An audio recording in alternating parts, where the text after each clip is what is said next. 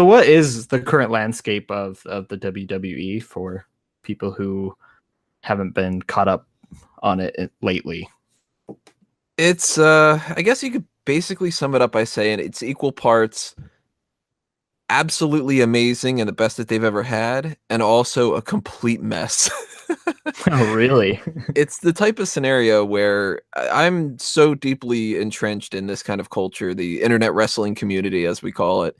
And we as a collective can be incredibly bitter about so many different things because WWE themselves get stuck in these different mentalities. They don't really know necessarily what they want to market towards because you have like a PG market and you also have people that grew up with Stone Cold Steve Austin and The Rock and everybody like that. So they want Hmm. an Yeah. edgier kind of side of things.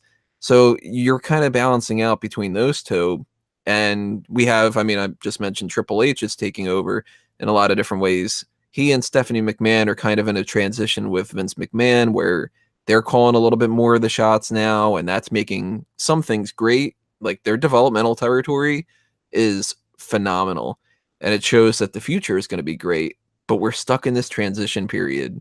So Okay. you've got like the old school mentality versus the new school, and you got great athleticism, but then you've got some people that don't know how to talk, and it's kind of all over the Yeah. place. Okay. So with that being said, why don't we break this up into a two-part question?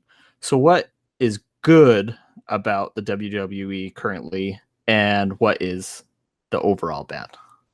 The best thing I would say to people that haven't been watching wrestling right for a little while, if you start watching it now, and I've seen evidence of this of different friends of mine and different colleagues and everybody, Hmm. the go-to response that they get is just being incredibly impressed with how the in-ring performances and the overall like spectacle.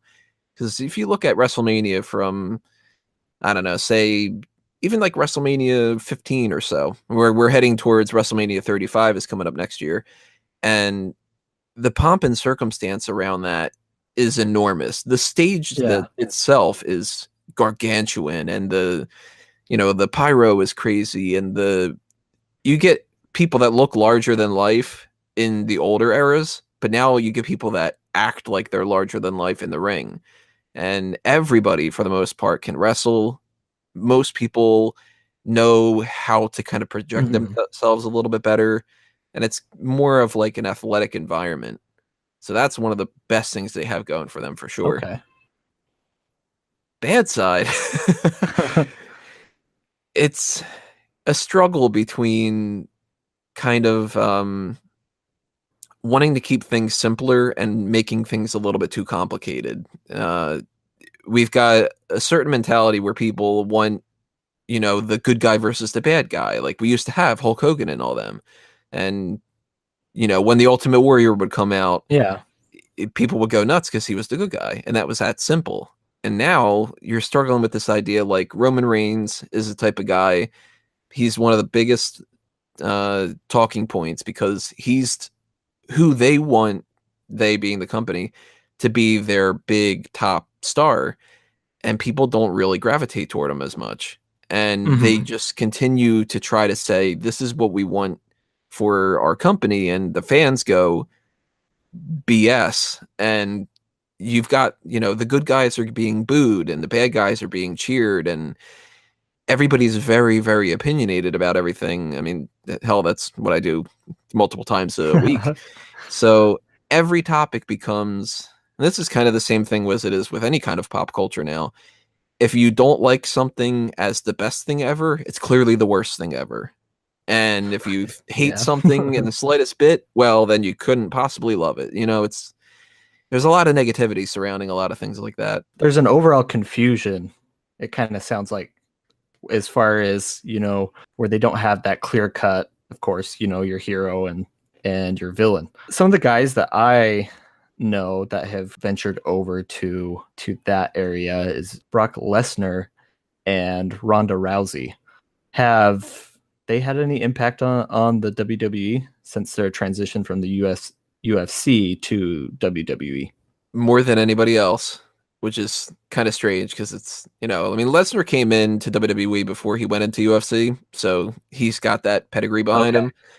But Ronda, I mean, she was UFC through and through, and now she only recently came to WWE as what I kind of get the sense of kind of a personal dream. And they are very much the figureheads of what's going on because of their status. I mean, Brock Lesnar, a huge name in sports. So Mhm. they treat him like he's a god. And it's kind of a downside because he gets special treatment. And you can tell by the way that they utilize him, he doesn't show up all that often. When he does, he doesn't tend to Yeah. do all that much. It's kind of like being a little spoiled, I guess. Interesting. Whereas Ronda, I mean, she hasn't been there as long, but Ronda's been going at it full force and really proving herself to be somebody who's passionate and willing to not be treated necessarily so special.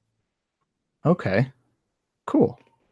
And they're both heading towards championship matches for the biggest pay-per-view of the summer. So they're Yeah. essentially the two main stars that are going into SummerSlam in August.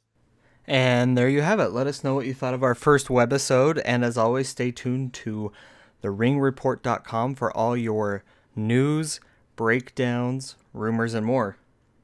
And if you like the video, hit the subscribe button and the bell to stay tuned to all of the Ring Report's latest videos.